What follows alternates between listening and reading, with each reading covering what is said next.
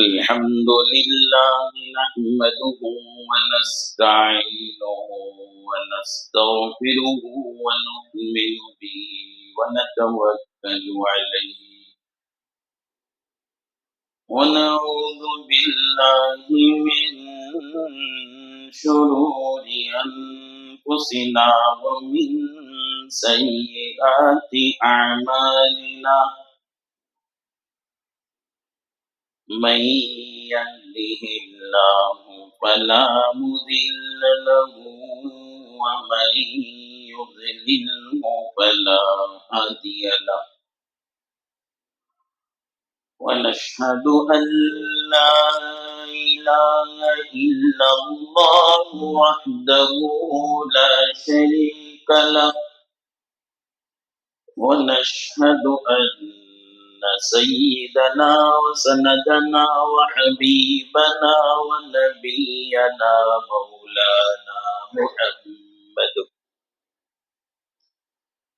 مولانا محمدا عبده ورسوله أرسله بالحق بشيرا ونذيرا وداعيا إلى الله بإذنه وسراجا منيرا أما بعد فقد قال الله تبارك وتعالى في القرآن المجيد والفرقان الحميد أعوذ بالله من الشيطان الرجيم بسم الله الرحمن الرحيم وسيجنبها الأتقى الذي يؤتي ماله يتزكى وما لأحد عنده من نعمة تجزى إلا ابتغاء وجه ربه الأعلى ولسوف يرضى آمنت بالله صدق الله مولانا العظيم وصدق رسوله النبي الكريم ونحن على ذلك من الشاهدين والشاكرين والحمد لله رب العالمين. قابل احترام بزرگوں، بھائیوں، عزیز دوستوں، عظمت صحابہ کا عنوان گزشتہ جمعہ آپ حضرات کے سامنے شروع ہوا تھا. اللہ رب العالمین تمام صحابہ کو اپنی رضا کی سند اور سرٹیفکیٹ قرآن شریف میں دے دی ہے. رضی اللہ عنہم ورضوا عنہ، اللہ حضرات صحابہ سے راضی ہے، صحابہ اللہ سے راضی ہے.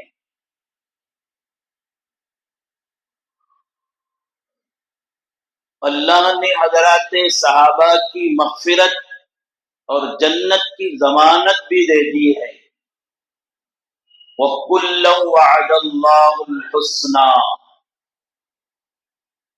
ہم صحابہ میں سے ہر ایک سے وعدہ کرتے ہیں کہ ہم ان کو جنت اور مغفرت عطا کریں گے. جب اللہ کی رضا ان کو حاصل، جنت اور مغفرت کی ضمانت اللہ کے طرف سے ان کو مل گئی ہے، تو اب کوئی ان کے بارے میں برا بھلا کہتا ہے، برا بھلا لکھتا ہے، یا ان کی اجتہادی لفظشوں کی بنا پر ان پر نکتہ چینی کرتا ہے، تو خوب سمجھ لو وہ اپنی ہی عاقبت کو برباد کر رہا ہے. اور اس طرح کے بولنے والے اور لکھنے والے کو نہ اس کی بول کو سننا چاہیے، نہ اس کے لکھت کو پڑھنا چاہیے۔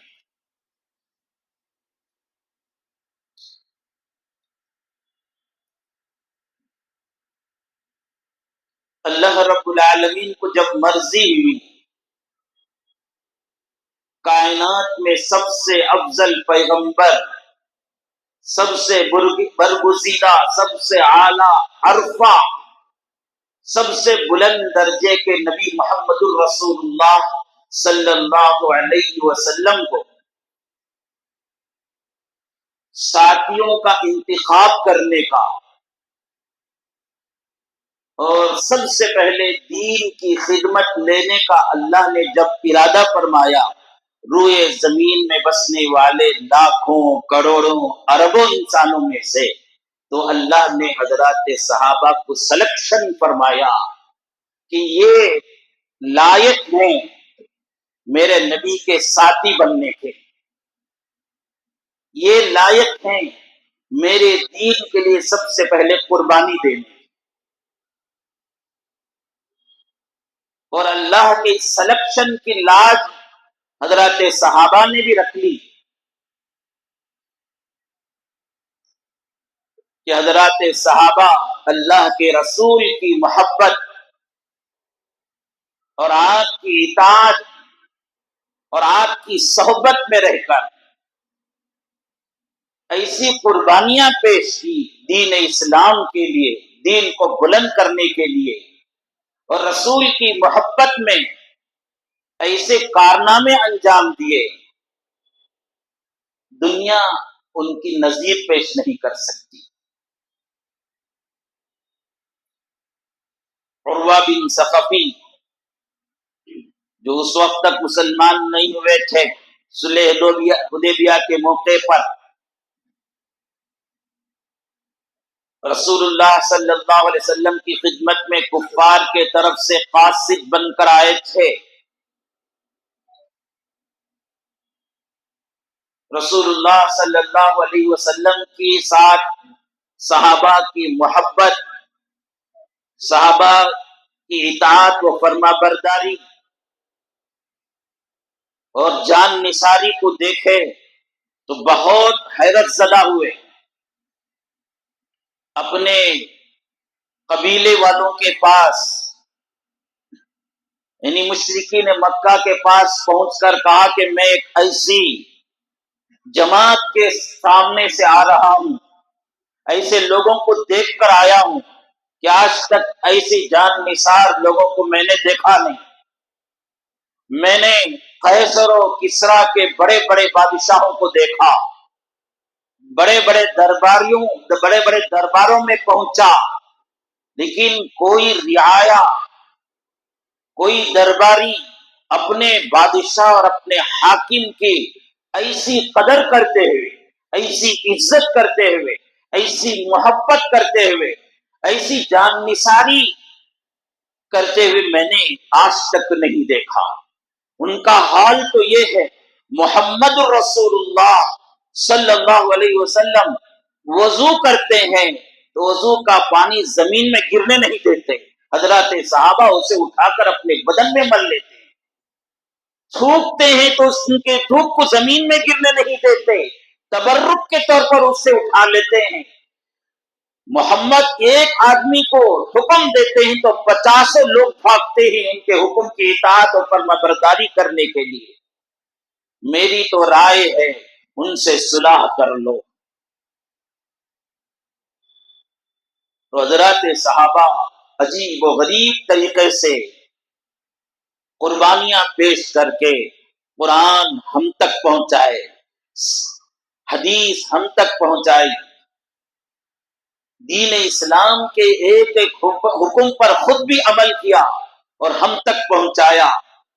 دین اسلام اگر ہم تک پہنچا ہے، قرآن ہم تک پہنچا ہے، حدیث ہم تک پہنچی ہے، نبی کی سنتیں ہم تک پہنچی ہیں، تو یہ حضرات صحابہ کا احسان ہم پر ہے، ساری امت پر ہے۔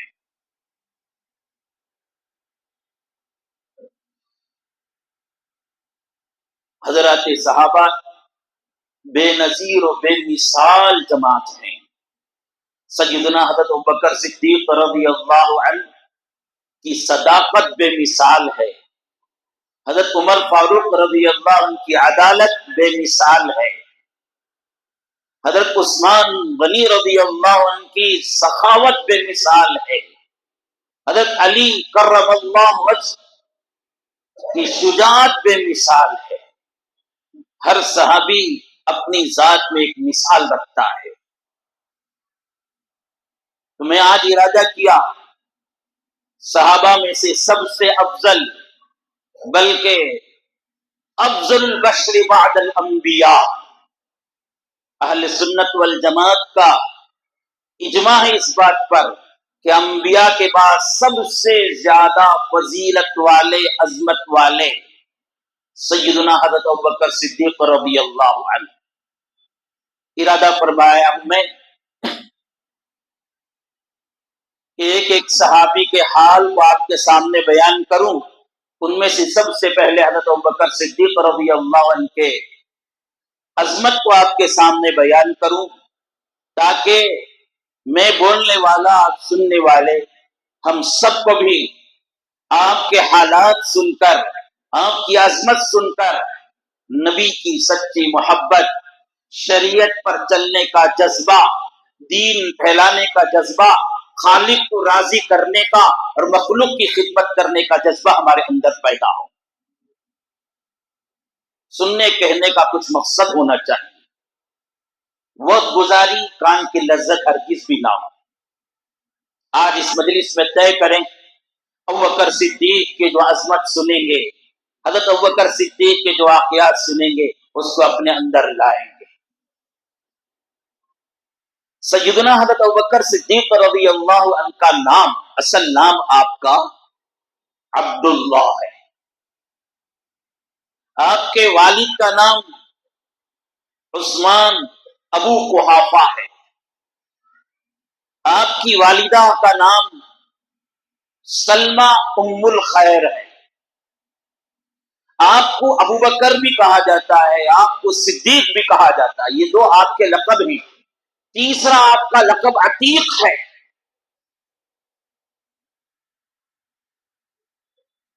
بکر کے معنی ہیں خیر کے کام میں بہت آگے رہنے والا۔ سیدنا حضرت ابوبکر صدیق رضی اللہ عنہ ہر خیر کے کام میں آگے رہتے تھے۔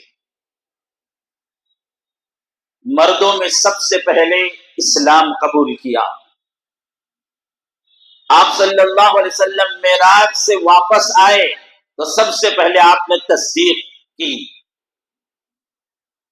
دین اسلام کے سب سے پہلے داعی، دعوت دینے والے، تبلیغ کرنے والے رسول اللہ کے بعد حضرت ابوبکر صدیق رضی اللہ عنہ، اپنی جان و مال اولاد کی قربانی دینے والے سب سے پہلے حضرت ابوبکر صدیق رضی اللہ عنہ۔ اس وجہ سے آپ کو ابو بکر کہا جاتا ہے۔ اور ایمان کی رسول اللہ صلی اللہ علیہ وسلم نے جو ایمان، جو اسلام لے آئے تھے، اس کی تصدیق کرنے والے سب سے پہلے، اور معراج کے واقعے کی تصدیق کرنے والے سب سے پہلے حضرت ابوبکر ہیں۔ اس وجہ سے آپ کو صدیق بھی کہا جاتا ہے۔ ایک مرتبہ رسول اللہ صلی اللہ علیہ وسلم نے فرمایا، یا ابو بکر انت عتیق من النار، اے ابو بکر تم تو دوزخ کی آگ سے آزاد ہو۔ اس وجہ سے آپ کو عتیق بھی کہا جاتا ہے، آپ کا لقب ہے۔ نبی صلی اللہ علیہ وسلم نے ایک مرتبہ فرمایا تھا، لو کنت متخذا خلیلا لاتخذت ابا بکر خلیلا، اگر اس روئے زمین میں کسی سے دلی محبت کرنے کی اجازت ہوتی، جگری دوستی کرنے کی اجازت ہوتی، تو میں ابو بکر کو اپنا جگری دوست اور دلی محبت کرتا، لیکن میرے دل میں اللہ کی محبت ہے، ابو بکر سے تو محبت اور اخوت میرے پاس ہے۔ ایک مرتبہ رسول اللہ صلی اللہ علیہ وسلم نے صدیق اکبر کی شان میں فرمایا، میں روئے زمین میں مجھ پر احسان کرنے والوں کے تمام لوگوں کے احسان کو چکا دیا ہے، سوائے ابو بکر کے۔ پھر فرمایا ابو بکر اللہ ہی قیامت کے دن تمہارے احسان کا بدلہ ادا کریں۔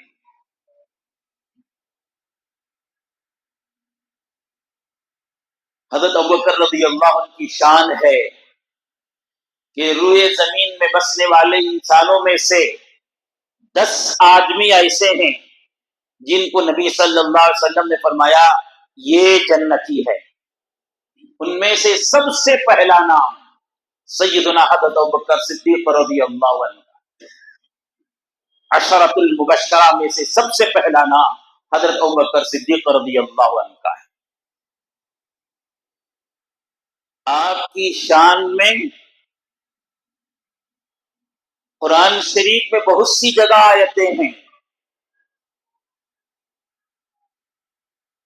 آپ کی اس سے بڑی شان کیا ہوگی کہ قرآن نے کہہ دیا رسول اللہ کا ساتھی ابو بکر ہے۔ سورۃ التوبہ میں ثانی اثنین اذ ہما فی الغار اذ یقول لصاحبہ لا تحزن ان اللہ معنا۔ ایک مرتبہ رسول اللہ صلی اللہ علیہ وسلم نے ابو بکر سے فرمایا تھا ابو بکر اب وقت آ گیا ہے دین کے قاتل، مکے کو چھوڑ کر مدینہ جانا ہے، ہجرت کر کے جانا ہے۔ فوراً تیار ہو گئے حضرت ابوبکر صدیق رضی اللہ عنہ، رات کے اندھیرے میں نکلتے ہیں۔ مکہ جانے والے دیکھے ہوں گے غار سور کتنا اونچا پہاڑ ہے، تاریخ میں یہ الفاظ موجود ہیں۔ غار سور میں جب اندھیرے وقت میں پہنچے تو ابوبکر صدیق رضی اللہ عنہ نے کہا یا نبی اللہ، آپ تو اللہ کے نبی متبرک برکت والی ذات ہیں، آپ اس اندھیرے میں اگر پہاڑ چڑھیں گے تو ممکن ہے آپ کے پیر زخمی ہو جائیں۔ آج تو غار سور کو چڑھنے کے لیے سیڑھیاں موجود ہیں، اس وقت سیڑھیاں بھی موجود نہیں تھے۔ حضرت ابوبکر خواہش ظاہر کرتے ہیں یا رسول اللہ آپ میرے کندھے پر سوار ہو جائیں، میں آپ کو اٹھا کر لے جاؤں گا۔ اس اندھیرے میں، اس پتھریلی پہاڑ میں سیدنا ابوبکر صدیق رضی اللہ عنہ حضرت جناب محمد الرسول اللہ کو آپ کی محبت میں کندھے پر بٹھا کر چڑھتے ہیں یہاں تک کہ غار سور آ جاتا ہے۔ جب آپ اس میں داخل ہونے کا ارادہ فرمایا تو آپ نے فرمایا رسول اللہ آپ رہیے، میں اندر جاتا ہوں، کوئی تکلیف دینے والی چیز ہو تو پہلے مجھے تکلیف پہنچائے۔ غار سور کو پاک کرتے ہیں، صاف کرتے ہیں، اندر جاتے ہیں۔ میں اس واقعے کی تفصیل میں جانا نہیں چاہتا، مختصر یہ کہوں کہ اندر جانے کے بعد مشرکین مکہ آپ کی تلاش میں نکل گئے تھے۔ تلاش کرتے کرتے غار سور کے پاس آ گئے۔ حضرت ابوبکر نے دشمن کو دیکھ لیا، رسول اللہ سے کہا اے رسول اللہ یہ دشمن یہاں تک آ گئے، صرف اگر جھانک لیں گے تو ہم نظر آ جائیں گے، کیا کہنا ہے، کیا کرنا ہے؟ قرآن نے وہ الفاظ کو ریکارڈ کیا ثانی اثنین اذ ہما فی الغار اذ یقول لصاحبہ لا تحزن ان اللہ معنا۔ دو میں سے دوسرے نے کہا جب دونوں غار میں تھے، اذ ہما فی الغار جب وہ دونوں غار میں تھے، اذ یقول لصاحبہ وہ اپنے دوست سے کہتا ہے لا تحزن ان اللہ معنا، ابو بکر گھبراؤ نہیں، ہمارے ساتھ اللہ ہے۔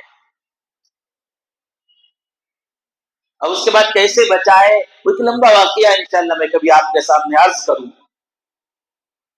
تو یہاں حضرت ابوبکر صدیق رضی اللہ عنہ کی فضیلت یہ ہے کہ قرآن نے آپ کے صحابی ہونے کا اعلان کر رہا ہے۔ اب کوئی علی کی محبت میں آ کر ابو بکر کو گالی دیتا ہے تو پھر اس کے ایمان کا کیا حل ہوگا؟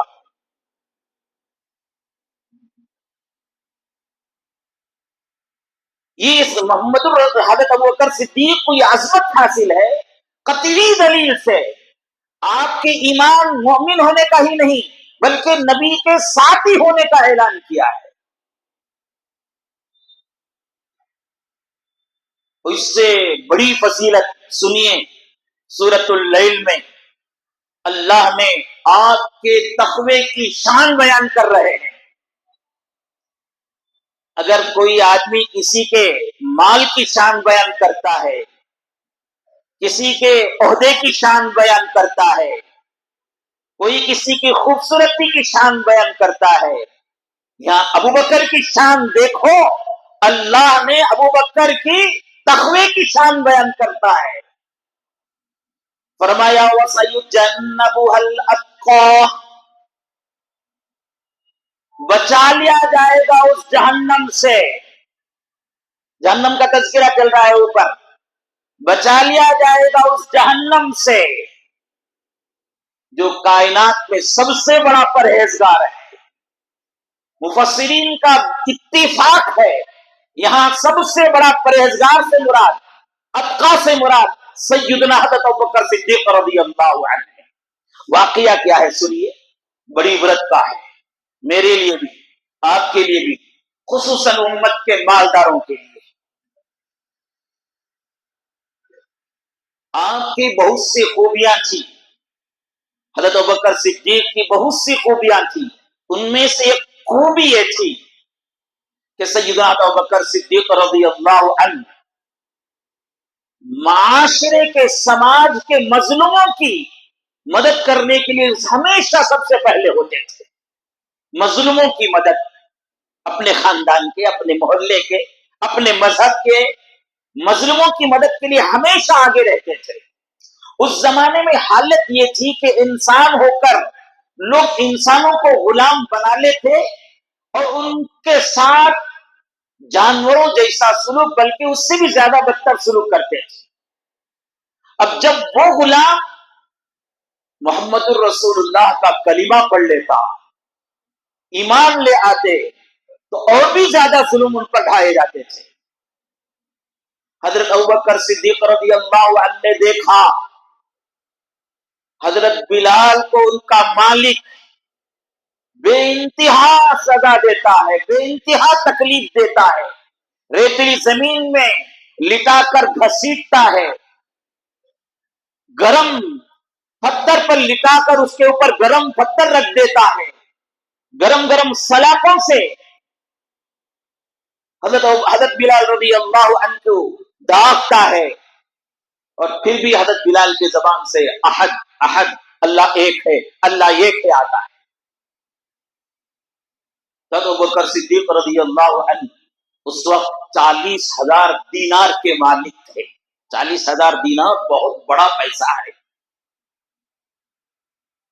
تو آپ اپنے پیسوں سے چن چن کر مکے کے ایسے غلام جن کو ان کا آقا ظلم کرتا ہے، ان کو تکلیف دیتا ہے، چن چن کر حضرت بلال کو، حضرت مصعب کو، حضرت ابو امیس کو، حضرت عامر بن فہیرہ کو، اس طرح کے اور بھی بہت سے صحابہ کو چن چن کر اپنے کمائی ہوئی ذاتی رقم سے ان کے آقاؤں کو دیکھ کر ان کو خرید لیتے تھے، پھر اللہ کے نام پر ان کو آزاد کر دیتے تھے۔ کتنا اچھا عمل ہے،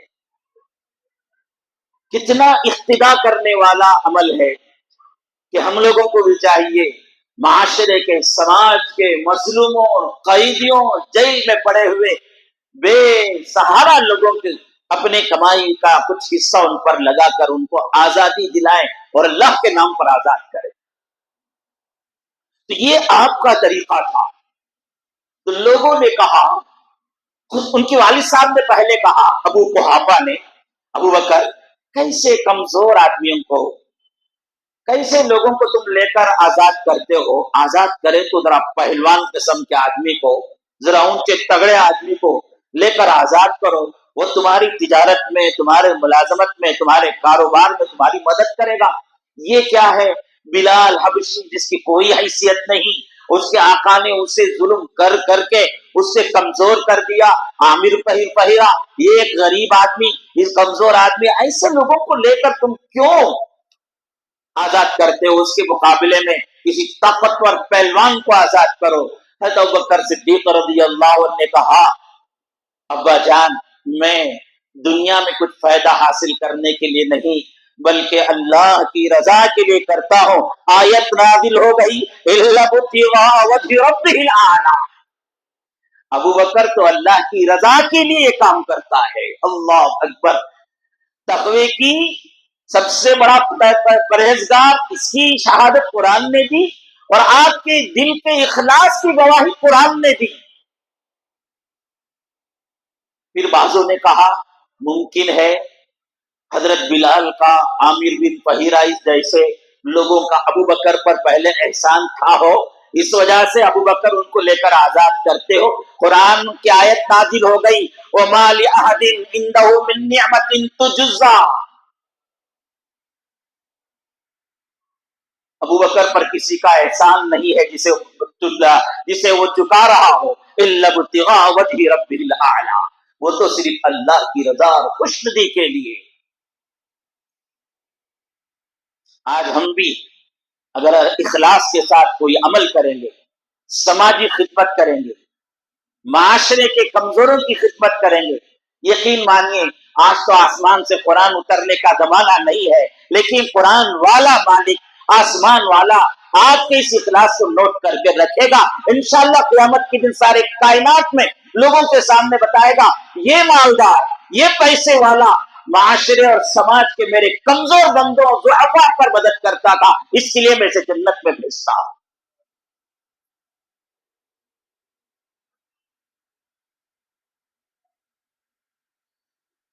سیدنا حضرت ابوبکر صدیق رضی اللہ عنہ کی شان ہے. ایک مرتبہ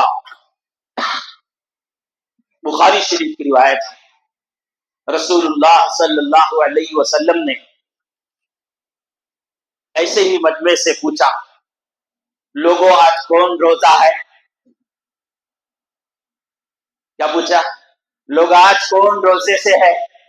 حضرت ابوبکر صدیق رضی اللہ نے اٹھا اور کہا یا رسول اللہ میں روزے سے ہوں. پھر آپ نے پوچھا اس مجلس میں کون ہے جو آج کسی بیمار کی تیمارداری کر کے آیا ہو، یعنی بیمار کا علاج کرایا ہو، بیمار کی مدد کیا ہو، بیمار کی خدمت کیا ہو. بیمار کی خدمت کرنا چاہے وہ اپنا باپ ہو، چاہے اپنی ماں ہو، چاہے ہمارے خالہ ہو، ماموں ہو، محلے کا کوئی فرد ہو یا کوئی بھی انسان ہو، جس کی خدمت کوئی مسلمان کرتا ہے تو بشارت سن لے. سرکار دو جہاں محمد رسول اللہ صلی اللہ علیہ وسلم نے فرمایا کوئی مسلمان کسی بیمار کی عیادت کے لیے نکلتا ہے تو آسمان کے 70,000 فرشتے اس کی مغفرت کی دعا کرتے ہیں. صبح میں نکلتا ہے تو شام تک دعا کرتے ہیں، شام کو نکلتا ہے تو صبح تک 70,000 فرشتے. آج باپ بیمار پڑا ہے، باپ معذور ہے، ماں معذور ہے، خاندان کے رشتے دار بیمار ہیں، ہم کو فرصت نہیں ہے کمانے دھمانے سے اور موبائل میں دیکھ کر بیکار کے ریلز دیکھنے سے ہمیں فرصت نہیں ہے. جاؤ اپنی ماں کی خدمت کرو، اپنے باپ کی خدمت کرو، اپنے خاندان کی بیماروں کی خدمت کرو. اللہ تعالیٰ کی طرف سے 70,000 فرشتے تمہارے لیے میرے لیے دعا کریں گے انشاءاللہ. یہ بہت بڑی خدمت ہے سماج. آج بہت سے بیمار پڑے ہوئے ہیں، ان کی خدمت کرنے والے کوئی نہیں ہے. آپ اس کا اپنا معمول بنا لیجیے. تو حضرت ابوبکر صدیق رضی اللہ عنہ نے فرمایا رسول اللہ میں نے آج ایک بیمار کی تیمارداری کر کے آیا. پھر رسول اللہ صلی اللہ علیہ وسلم نے فرمایا ہے کوئی آج اس مجلس میں کون ہے جو جنازے کی نماز پڑھا؟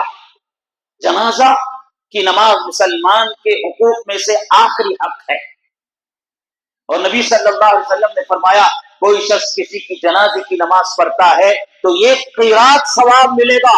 ایک قرات کسے کہتے ہیں معلوم ہے؟ احد کے پہاڑ کے برابر کا وزن کو ایک قرات کہا جاتا ہے. ایک مسلمان کی ایمان کی گواہی دینے کے لیے کوئی آدمی 2 منٹ نکال کر جنازے کی نماز پڑھتا ہے تو اللہ رب العالمین اس کے نامہ اعمال میں ایک احد کے پہاڑ کے برابر کا ثواب لکھتے ہیں. اب کیا کہیں ان مسلمانوں سے جو اعلان کے باوجود بھی जनाजा है, सलातुल जनाजा है, सुनने के बावजूद मस्जिद से निकल कर चले जाते हैं। आधे मुक्तदी चले जाते हैं, आधे नमाजी चले जाते हैं। नेकियों की अहमियत नहीं है। वही कह दिया जाए एक जनाजे की नमाज पढ़ेंगे तो 1,000 रुपये दिया जाएगा, पूरी मजलिस बैठे रहेगी, 2 घंटे रहते भी इंतजार करते हैं। क्योंकि पैसे की अहमियत, याद रखो, ये पैसे की अहमियत आंखें बंद करने तक ही है।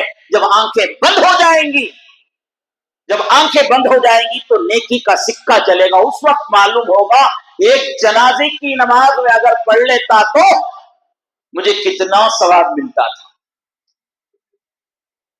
तो अबू रसूलुल्लाह सल्लल्लाहु अलैहि वसल्लम साहबा को तरगीब दिलाने के लिए कह रहे थे। पूछा कौन है आज जनाजे की नमाज पढ़ा? तो हज़रत अबू बकर सिद्दीक ने कहा या रसूलल्लाह बंदे ने पढ़ा है। फिर उसके बाद रसूलुल्लाह सल्लल्लाहु अलैहि वसल्लम ने पूछा कौन है इस मजलिस में जो आज किसी भूखे को खिलाया हो, किसी मिस्कीन को खिलाया हो, किसी जरूरतमंद को खिलाया हो। मजलिस खामोश थी। हज़रत अबू बकर सिद्दीक उठे और कहा या रसूल अल्लाह बंदे ने खिलाया है।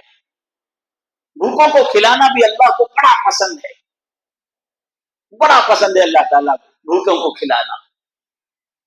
तो रसूलुल्लाह सल्लल्लाहु अलैहि वसल्लम ने उस वक्त शहादत दी जिस आदमी के अंदर इतने खूबियां दाखिल हो यकीनन जन्नती है। अबू बकर तुम जन्नती हो।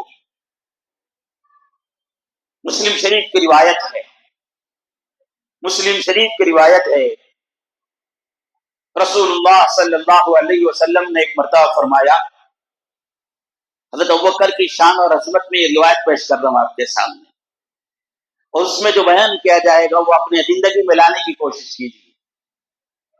तो रसूलुल्लाह सल्लल्लाहु अलैहि वसल्लम ने मजलिस में फरमाया जन्नत का एक दरवाजा है जिसमें सिर्फ नमाजी जाएंगे।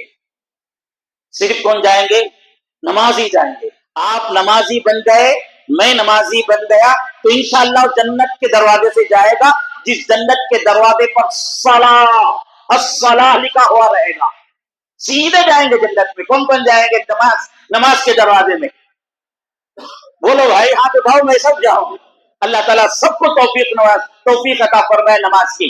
8 दिन में एक मरतबा पढ़ने का नहीं, एक दिन में 5 मरतबा पढ़ने का अहद करो। फर्ज है 5 नमाजें पढ़ेंगे इंशाअल्लाह। छोड़ो मत नमाजें, अल्लाह ने हुक्म दे दिया है तो फिर हम कैसे छोड़ेंगे? तो अल्लाह के नबी अलैहिस्सलातु वस्सलाम ने फरमाया जन्नत का एक दरवाजा है जिसमें सिर्फ नमाजी जाएंगे। फिर आपने फरमाया जन्नत का एक दूसरा दरवाजा है जिसमें सिर्फ रोजेदार जाएंगे। फिर आपने फरमाया जन्नत का एक तीसरा दरवाजा है जिससे सिर्फ जिहाद करने वाले, अल्लाह के रास्ते अपना जान और माल लगाने वाले जाएंगे। फिर आपने फरमाया जन्नत का एक और दरवाजा है जिसमें सिर्फ सखावत करने वाले, सदका देने वाले, गरीबों, मिस्किनों, जरूरतमंदों, हाजतमंदों की मदद करने वाले जाएंगे। तो अबू बकर सिद्दीक रज़ियल्लाहु अन्हु खड़े हुए पूछा या रसूल अल्लाह जन्नत आपकी उम्मत में से कोई आदमी ऐसा भी है?